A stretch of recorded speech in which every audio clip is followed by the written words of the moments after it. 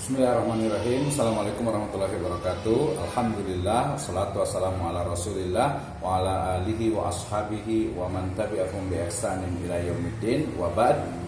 Allah subhanahu wa ta'ala berfirman, a'udzubillahi minasyaitonir rajim, bismillahirrahmanirrahim. Ya ayyuhalladzina amanu taqullaha haqqa tuqatih wa la tamutunna illa wa antum muslimun. Wa qala Rasulullah sallallahu alaihi wasallam, kullu bani adam khata'un wa khairul khata'in at-tawwabun.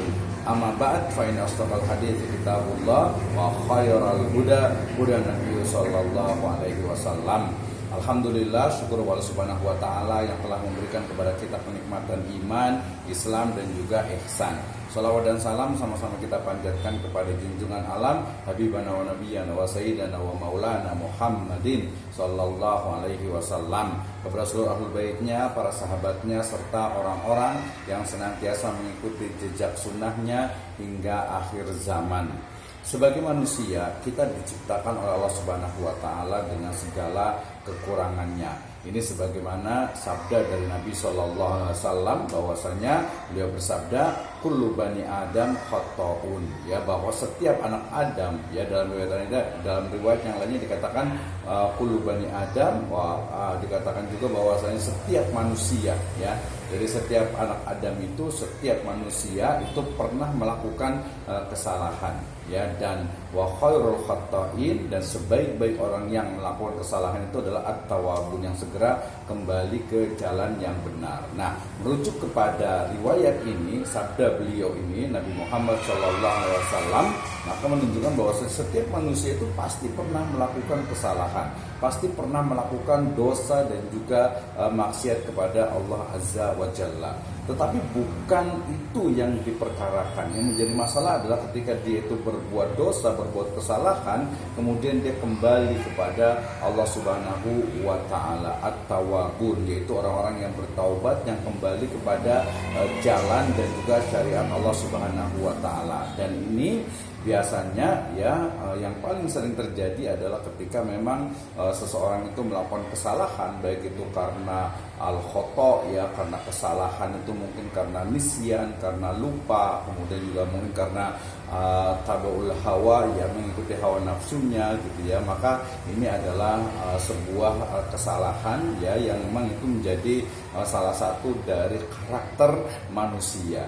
Tetapi kemudian bukan berarti kita juga memberikan toleransi kepada orang-orang yang berbuat dosa atau berbuat kesalahan, tetapi memahami, ya, bagaimana sebenarnya ketika seseorang itu melakukan dosa dan kesalahan tersebut, ya. Dari perspektif internal tentu saja, ya.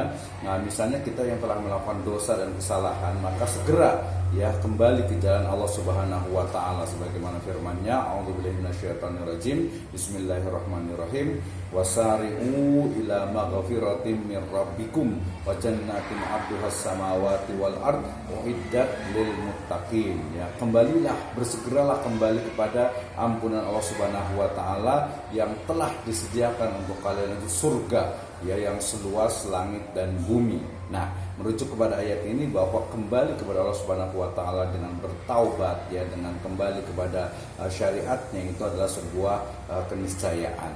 Tapi kemudian juga kita juga harus terus berusaha, ya, walaupun mungkin, ya, sangat berat, ya, untuk meninggalkan mungkin sesuatu yang menjadi kebiasaan kita, sesuatu yang mungkin itu adalah sebuah kesalahan yang sudah lama dilakukan dan lain sebagainya. Tapi yakinlah, ya, bahwa mestinya kita bisa melakukan atau kita bisa juga meninggalkan dari perbuatan-perbuatan dosa dan kesalahan tersebut. Nah, kemudian secara eksternal, misalnya ada orang lain, ya, yang melakukan dosa dan kesalahan, maka kemudian kita jangan langsung menjudge, misalnya dia itu ahli neraka misalnya, gitu, ya, dia itu pasti sesat, nah, dan sebagainya. Tidak, tetapi ya, memberikan peringatan, ya, kemudian juga dengan nasihat-nasihat yang baik, kemudian juga tidak langsung misalnya di depan orang banyak, gitu, di depan umum dan sebagainya. Yang pasti perlu adanya etika, ya, etika dalam amar ma'ruf dan nahi mungkar, etika dalam memberikan nasihat dan lain sebagainya. Tentu saja orang ketika dinasihati di depan umum misalnya gitu ya, pasti dia akan merasa tidak senang ya, maka dinasehati dengan baik, mungkin dengan bicara empat mata gitu ya, sehingga mereka akan lebih mudah menerimanya. Dan yang paling penting, kalau mereka belum bisa keluar atau belum bisa meninggalkan dosa dan kesalahan tersebut, ya kita terus ya, dan itu jadikan sebagai ladang pahala. Maksudnya itu terus menasehatinya, karena nasihat itu nanti akan menjadi pahala bagi yang memberikannya. Nah, kemudian yang terpenting kembali kepada diri kita sendiri dulu, bahwa ya tidak terlepas ketika orang lain juga melakukan dosa, kita juga sebagai manusia, karena kita juga adalah anak Adam, kita juga adalah manusia, pasti juga melakukan kesalahan. Baik itu mungkin kesalahan yang kecil-kecil, yang remeh-temeh, ataupun ya naudzubillah mungkin sampai ke dosa yang besar. Nah, ini tentu saja harus kita betul-betul pahami ya, dalam artian ya mungkin kita terus berusaha ya, yang penting adalah tadi usahanya, prosesnya, kita berusaha untuk terus berusaha untuk meninggalkannya gitu ya, walaupun berat ya, dan memang jelas itu akan sangat berat sekali gitu ya, akan sangat berat sekali, tapi yakinlah, teruslah berusaha gitu ya. Dan juga ya bolehlah mendengarkan mungkin nasihat-nasihat dari orang lain, kita juga terus berusaha untuk memperbaiki diri kita gitu ya, dan terus berusaha ya, minimalnya itu adalah kita itu tidak istilahnya itu bangga dengan dosa dan kesalahan tersebut, atau kita tidak memamerkan, tidak mengiklankan, atau tidak istilahnya itu mensyiarkan ya, tidak menzohirkan, menampakkan dari dosa dan kesalahan tersebut gitu ya. Itu menjadi minimalnya gitu ya. Dan juga mungkin ada alternatif lain juga, bahwa ya kita memperbanyak dari amal kebajikan, amal kebaikan kita, sehingga ya minimal nanti itu bisa